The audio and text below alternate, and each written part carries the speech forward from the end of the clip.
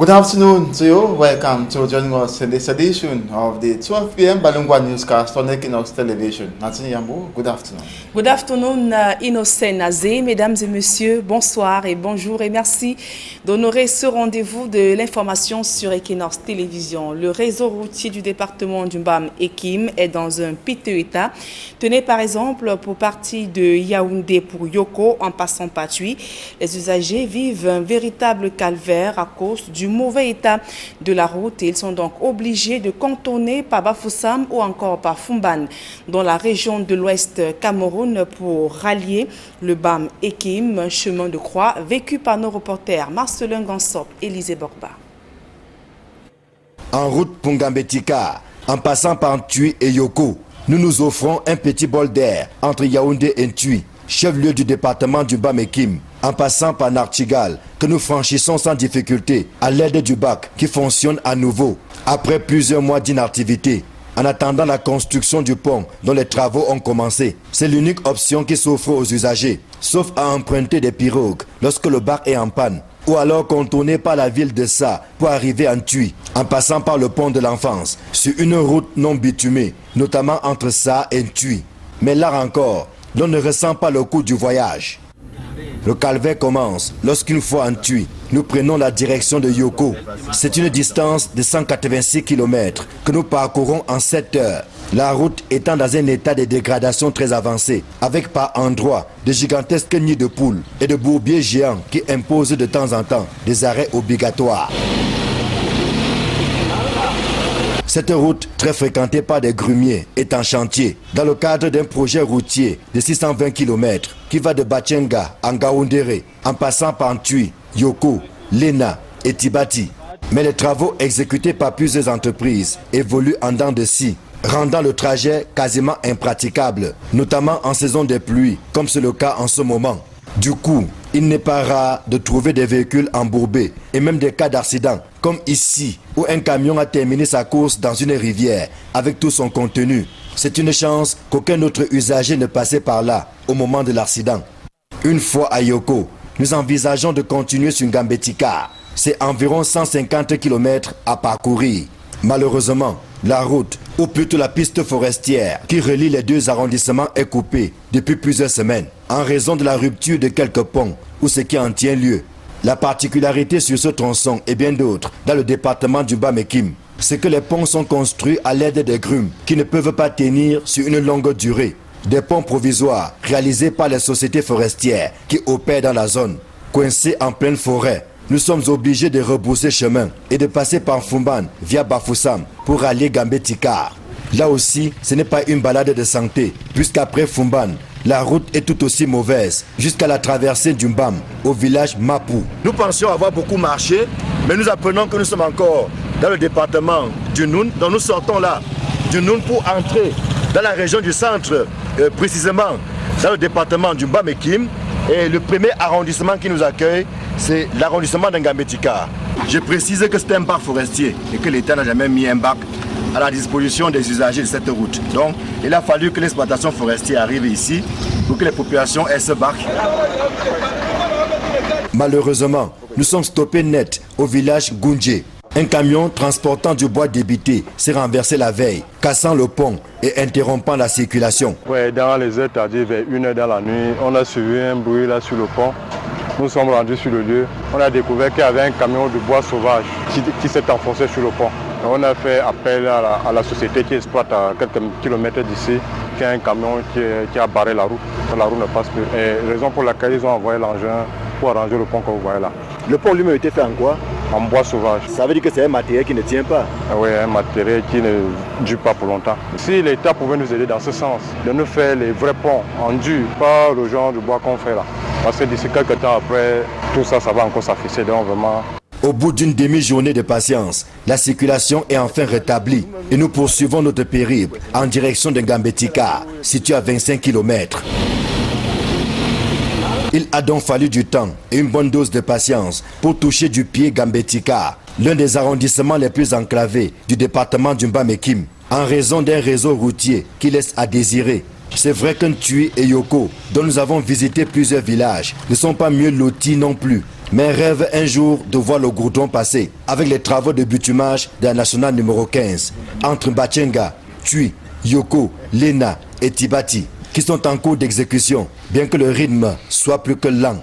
Ainsi va le réseau routier d'un des plus vastes départements du Cameroun. En même temps, grand bassin de production du cacao, du maïs et bien d'autres produits agricoles. Et dans les couloirs de la justice à présent, Sissiko Ayoktabe et 9 autres de ses compagnons condamnés à la prison à vie. Ils écopent également une amende de 250 milliards de francs CFA. Un feuilleton judiciaire inédit dans l'histoire de la crise anglophone qui secoue les régions du nord-ouest et du sud-ouest Cameroun. Ces avocats dénoncent ainsi donc une violation des droits de leurs clients. Et retour donc sur ce feuilleton judiciaire dans ce reportage de Georges Mitterrandam et Sylvestre Zangao. Début janvier 2018, une actualité s'impose au Cameroun. Sissoko Ayoktabe, le leader de l'État autoproclamé de l'Ambazonie et 9 de ses plus proches lieutenants, interpellés à Abuja au Nigeria, sont extradés à Yaoundé. Alors que la crise dans les régions anglophones gagne en intensité, les avis sont partagés sur cette extradition. Certains affirment que l'interpellation du leader sécessionniste va davantage jeter de l'huile sur du feu. Pour d'autres, c'est un sérieux coup infligé au mouvement, amputé de ses leaders. Mais là où les débats font rage, c'est sur la valeur juridique de cette extradition, avec des interrogations sur l'existence de tels accords entre le Cameroun et le Nigeria. Rien n'est fait. Sissoko Ayoktabe reste détenu dans un lieu secret. Un collège d'avocats constitué pour la défense de ces 47 sécessionnistes au total va tenter en vain de forcer la main au gouvernement camerounais pour leur permettre de rencontrer les détenus. Durant 2 mois, aucune trace de Sissoko Ayoktabe et compagnie, jusqu'à ce que l'on apprenne qu'ils sont détenus au secrétariat d'État à la défense à Yaoundé. Va alors s'engager une bataille juridique qui commence le 9 août 2018 par une demande d'habeas corpus rejetée par le tribunal de grande instance d'Umfundi. Le 6 décembre 2018 débute le procès de Sissoko Ayoktabe et ses 9 co-détenus au tribunal militaire de Yaoundé. Ils sont principalement accusés d'apologie d'actes de terrorisme, sécession et financement d'actes de terrorisme. La cause va connaître plusieurs renvois. Les avocats des accusés recusent le juge saisi de l'affaire, mais le tribunal militaire décide de poursuivre les débats. Le 29 mars 2019, l'affaire connaît un nouveau renvoi pour nouvelle constitution du tribunal. Le juge saisi de l'affaire ayant été affecté au tribunal militaire de Boya. Le nouveau juge va donc reprendre la procédure au début. Ce 20 août 2019, alors que la multiplication des appels au dialogue et à la reprise des cours dans les régions anglophones laissait présager une autre issue à cette affaire, le tribunal militaire de Yaoundé reconnaît Sissoko Ayoktabe et compagnie coupables de 9 chefs d'accusation et prononce une condamnation à vie, plus une amende de 250 milliards de francs CFA. Et le réseau des défenseurs des droits humains en Afrique centrale, le REDAC, voit en travers cette décision de justice une tentative délibérée du régime de Yaoundé de créer le pourrissement total de la situation dans les régions du nord-ouest et du sud-ouest Cameroun. Le REDAC déplore une violation de l'état de droit et la non prise en compte du contexte marqué par une campagne de retour à l'école dans cette partie du pays.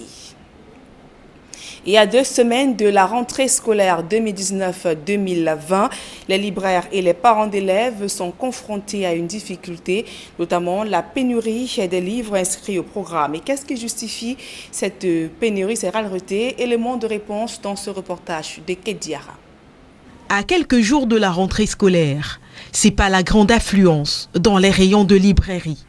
Malgré la rareté des clients, ceux des parents qui peuvent se procurer dès à présent les fournitures scolaires de leurs enfants font face à une difficulté, celle de l'inexistence en rayon de la totalité des manuels scolaires inscrits au programme. Nous allons citer par exemple le livre de philosophie de la seconde qui n'est pas encore sur le marché, on ne sait même pas à quoi il ressemble. Il y a quelques semaines de la rentrée scolaire, nous avons le livre de mathématiques de la seconde. On ne sait pas, il n'est pas sur le marché. Nous avons le livre d'anglais Interaction in English en seconde qui n'est toujours pas sur le marché. Nous avons des livres de mathématiques comme périmètre des classes de 6e et de 3e qui ne se retrouvent pas dans les rayons au jour d'aujourd'hui et les livres cargo en mathématiques. Une situation qui embête les parents et met en difficulté les libraires. Les parents veulent s'en prendre aux libraires en croyant que nous les avons et nous ne voulons pas les vendre. Qu'est-ce qui est à l'origine de cette pénurie de livres? un manque de ressources de certains éditeurs quand il ne s'agit pas tout simplement d'un retard lié au transit de ces livres, nous répondent les libraires. Pourtant, il existe un problème plus grand, les délais. Au Cameroun, c'est malheureusement au mois de juin que les listes des livres sont disponibles, ce qui laisse très peu de temps aux éditeurs pour la fabrication de ces livres.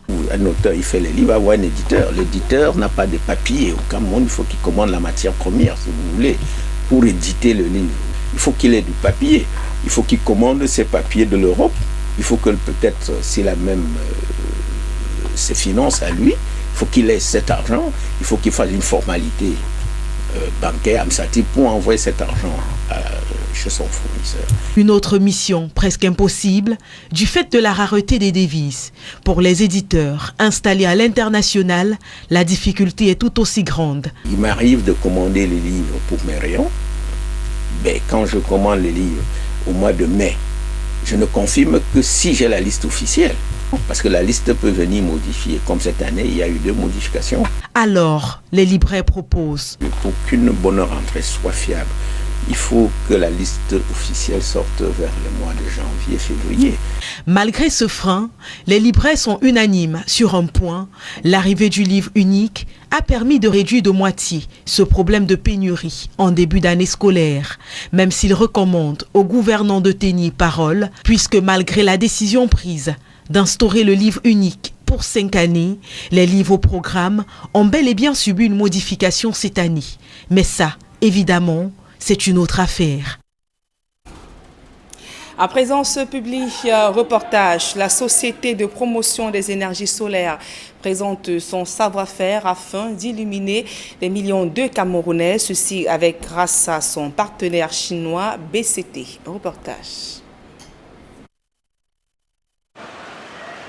Dans les principales villes du Cameroun, dont Douala et Yaoundé, la Société africaine de promotion des énergies solaires, SAPRES, s'est affirmée comme leader dans ce domaine d'activité.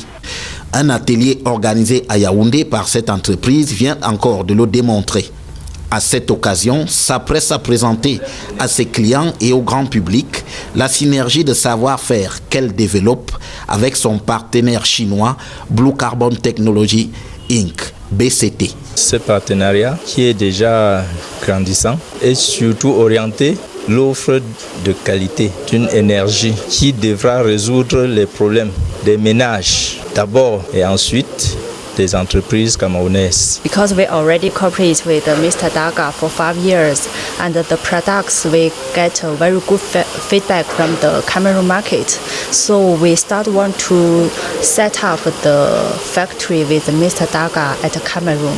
À travers des présentations minutieuses, toute la gamme des produits d'éclairage fabriqués par Blue Carbon Technology a été présentée. Our products is solar products, solar energy products, such as solar garden light, solar street light, solar floodlight, solar energy home system and battery. Et dans la foulée, les ingénieurs de SAPRES ont mis en avant les réalisations de cette entreprise au Cameroun. Quant à la qualité des produits, leur fiabilité est présentée par les deux parties. La garantie est d'abord offerte par le producteur, BCT, qui veut dire Blue Carbon Technology. Donc nos produits sont fabriqués par une entreprise mondialement reconnue, c'est la première garantie. Seconde garantie, nous avons un service après-vente qui est composé d'une équipe des ingénieurs, ils sont au moins 5, donc qui s'occupent du service après-vente. Face aux préoccupations soulignées par les clients qui s'interrogent sur l'accessibilité des produits SAPRES, le volet social est une priorité pour cette entreprise. Nous comptons offrir cette opportunité à tous les Camerounais de toutes les couches sociales afin que nous ne soyons plus en train de déplorer les coupures intempestives de courant qui nous causent autant de dégâts dans notre vie quotidienne. Le public venu prendre part à cet atelier en est reparti très satisfait de ce qu'il aura entendu et appris. SAPRES nous a présenté vraiment une nouvelle technologie que beaucoup de Camerounais ne connaissent pas. Pour moi, personnellement, qui suis un ingénieur en énergie renouvelable, c'est une fierté de voir tout ça, des confrères élevés, ce qu'on a étudié. Vraiment, c'est une très grande fierté. À l'évidence, Sapress et Blue Carbon Technology sont résolument engagés à offrir des solutions novatrices en matière d'énergie solaire au Cameroun. La société Sapressal est située à Douala, face Union Bank, en Bopi, et à Yaoundé, au carrefour Eligesono, à côté de la station Oil Libya. À présent, la deuxième partie de ce journal en langue anglaise avec vous, Inonsen Nazé. Merci Nadine Yambo. Good afternoon to you once more. Human Rights Watch has once more accused the government of Cameroon for torture and equally right abuse of detainees in Kondengi. In its latest report published Tuesday, global rights body, the Human Rights Watch, says the Cameroonian authorities held over 100 detainees incommunicado and tortured many of them in a detention facility in Yaoundé from July 23rd to August the 4th, 2019. The detainees, they say, were rendered to the dreaded facility. The State Defense Secretariat said the morning after inmates in Yaoundé Central Prison rioted on July 22nd in protest at overcrowding, their living conditions, and delay in their cases getting to trial. Human Rights Watch says many were in detention on suspicion of being involved with or supporting armed separatist groups operating in the English-speaking regions of Cameroon. From satellite images, Human Rights Watch reports reveals that at least 100 of the prisoners were taken to the set, and the whereabouts of majority of them remained unknown. The white group said it interviewed 14 detainees who said they were tortured as said, beaten with various objects including wooden sticks, planks, electric cables, machetes, and guns. Human Rights Watch also recounted the testimony of a 37-year-old from Bamenda who said gendarmes attempted to suffocate him. We now talk about the case of Julius Siseko Ayuk Tabe regarding the life jail sentence on the Amazonian leaders. The president of the Center for Human Rights and Democracy in Africa, Barrister Agbo Bala, in a statement says the sentencing of Siseko and Co. to life imprisonment is an affront to due process and the rule of law. That the right to fair trial is a fundamental human right. Also, that the sham process is a reflection of the sham management of the country. Meantime, lawyers of Siseko Ayuk Tabe and Co. described the judgment as the most scandalous judicial proceedings ever in world history. To the CRM, that's the Cameroon Renaissance Movement opposition political party of Professor Maurice Kamto and allies, the regime's decision might not help peace return in Cameroon. On the other hand, the United Socialist Democratic Party, USDP, with its allied political movements at home and abroad, condemned the sentencing of Siseko Ayuk Tabe and Co. to life imprisonment. USDP of Prince Ekoso believes such a decision is an affront to due process that will only for the socio-political impasse working in the northwest and southwest regions of Cameroon. And in the following reports, we now look at the trail from which Julius Siseko Ayuk Tabe and Co. were arrested in Nigeria, extradited to Cameroon, and equally what they went through before their life imprisonment on the 20th of October or August 2019. More in this report. Julius Siseko Ayuk Tabe, who declared himself president of a new republic called Amazonia in October 2017, was arrested alongside 46 others in a Nigerian hotel early January 2018 and extradited to Cameroon, where they spent 10 months at the Gendarmerie headquarters with no one aware of their whereabouts before being transferred to the Kondengi maximum security prison. It inflamed the armed conflict when it was rumored to separatists the Amazonian leaders had been killed. But government, after long silence, debunked the rumor with clarification they were alive and in good health condition. Their arrest was condemned by the separatist movement, national and international community. Nigerian human rights lawyer Feni Falana asked President Muhammadu Buhari to order their release and warned that their arrest was illegal. The Naira 10 made their first public appearance on the 2nd of November 2018. Barrister Frudzonso, who led the defense team, appealed the Ambazonian leaders be freed but was rejected when their case started on December 6, 2018 at the Yaoundé Military Tribunal. Siseko Ayuk Tabe proposed to speak with the head of state one-on-one, but this was rejected. Ayuk Tabe and his companions were charged with secession, terrorism, hostility against the state of Cameroon, and non-possession of the national identity card. They rejected their Cameroonian nationality when their names were read in court, correcting they were Southern Cameroonians and Ambazonians. The case was adjourned and a delegation of Nigerian lawyers demanding the return of the refugees or asylum seekers, as they termed, to Nigeria with compensation to them. Deaf ears were paid as original copies of documents demanded by the military court were not presented.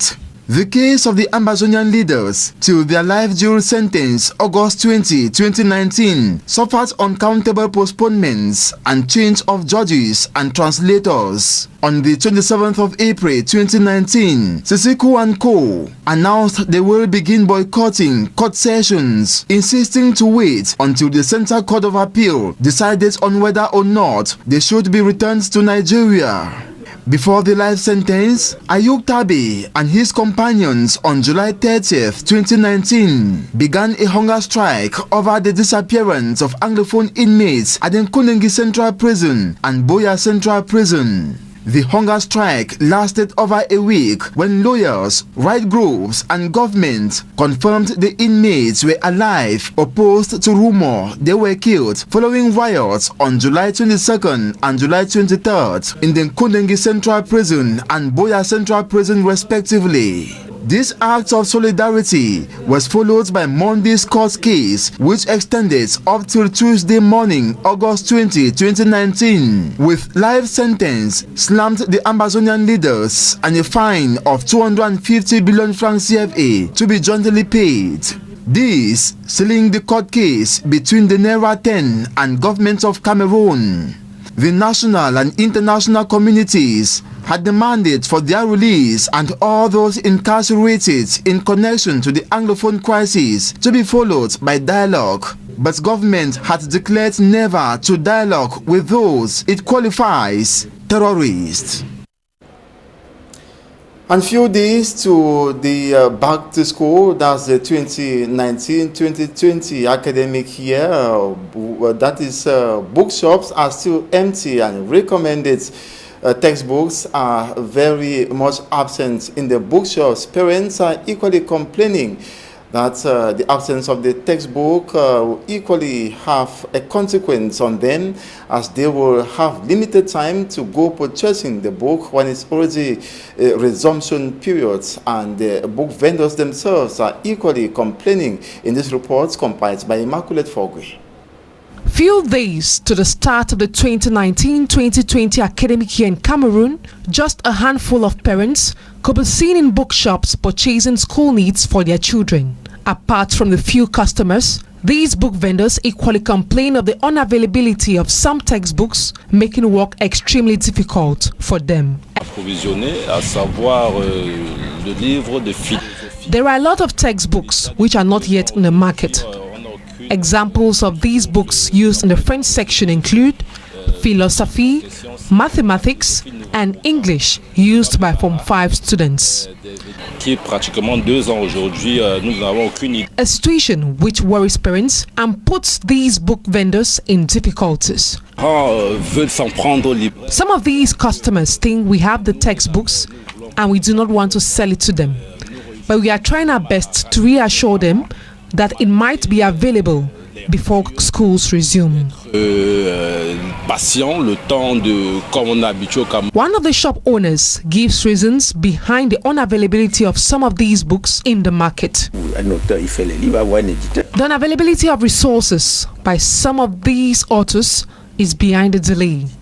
These authors have to order papers from Europe, and it takes a long time for them to arrive. The lack of finances equally plays a great role. ses finances à lui. Il faut qu'il ait cet argent.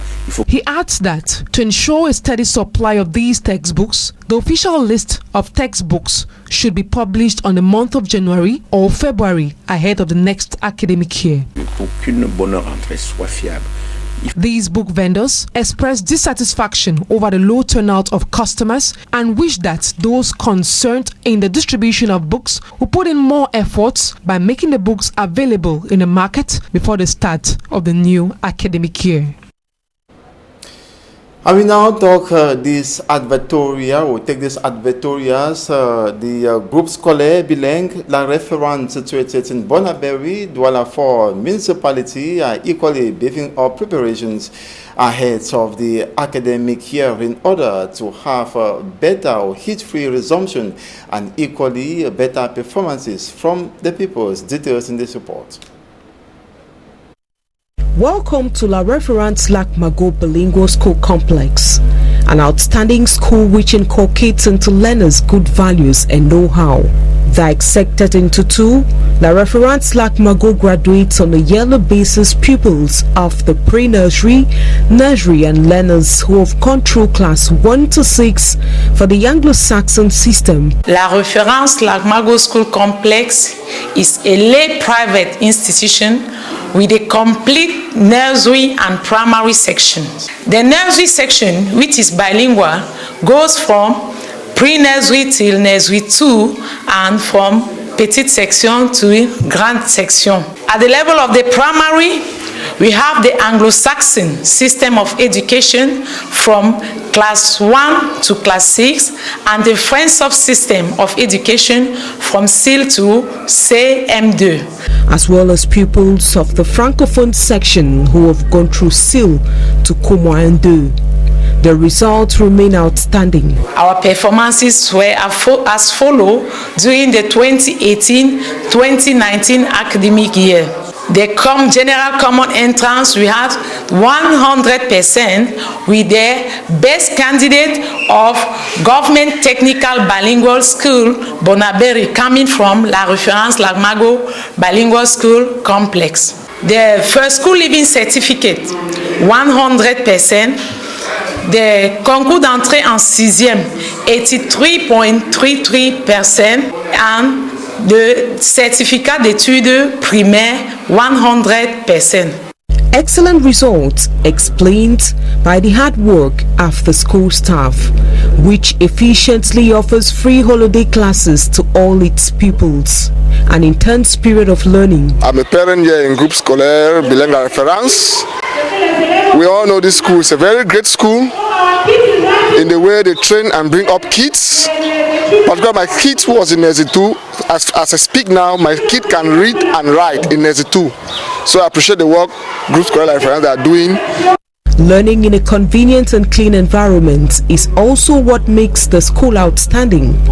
A water system is put in place with a modern toilet at the disposal of pupils. In La Reference Lac Mago School Complex, the compound is very clean and all the measures are taken to ensure the security of children and staff. The foundation has prepared a playing ground well equipped with a diversity of toys for kids and pupils to relax during break time. A computer lab well equipped with a qualified teacher for practical lessons. Opened to every parent, registration, which has commenced since July 8, remains affordable.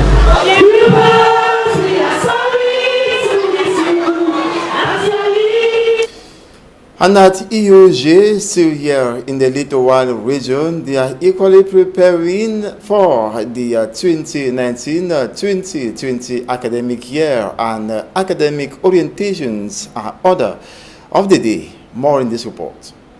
Given that proper orientation is essential for academic success and key to quality education, the University Institute of the Gulf of Guinea offers a unique opportunity for undergraduates to benefit from this essential part of the academic journey, usually ignored by some parents. In the University Institute of the Gulf of Guinea, we realize that students, after the obtention of the advanced level, they do not know exactly what to do. That is sent from the their presentation, their choices they make to get into the university. So we decided that in order to help our young graduates who leave high school, we decided to set up orientation workshops so as to dwell them on exactly what they are supposed to do after the obtention of their certificates, the series or the specialty that they have to indulge in, which will permit them after the obtention of their higher national diploma to get directly into the job market. The reason why we set up our orientation workshops so that effective counseling should be done to those graduates. At the University Institute of the Gulf of Guinea campus, students come in contact with experts who orient them properly on the right academic path. L'étudiant qui arrive à l'UG est inquiet.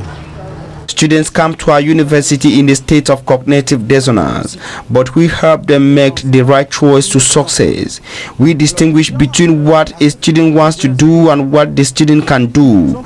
We prioritize professionalism and the chances of getting easily employed after school. Donc, c'est notre travail.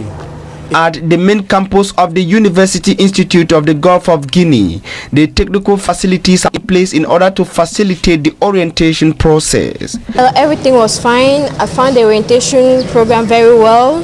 I was satisfied. I had all the necessary information I needed, and above that, invite all my friends, my colleagues to come here to have their own information, because those specialists of orientation are very performant and excellent. Particularly is the fact that they explain everything with a lot of love, and they classify everything in the such that you could understand everything perfectly. It was very well explained. He was like excellent, performant. Wow. Created in 1993, the University Institute of the Gulf of Guinea is a group of 3 schools of higher institutions located on the same campus in Bassa Douala, specialized in the fields of commerce and management, communication and information, industry, new technologies and paramedical sciences. The University Institute of the Gulf of Guinea is one of the most prestigious private higher institutions in Cameroon. All the trainings mentioned above have international character as far as the content of their programs and the qualification of the teaching staff is concerned. The involvement of organizations, national and multinational enterprises that participate in the supervision of students through exchanges, and the academic internship offers and pre-employment trainings. The choice of one of those specialties, the university is convinced, will be a determinant facilitator of the career of each student. And that's it for this 12 p.m. bilingual newscast on Equinox Television. Thanks so much for watching. Another edition is at 4 p.m. Nazé Yambou, on se voit à 16h. Exactement, Innocent Nazé. Le prochain rendez-vous, c'est à 16h. Mesdames et messieurs, merci pour votre aimable attention.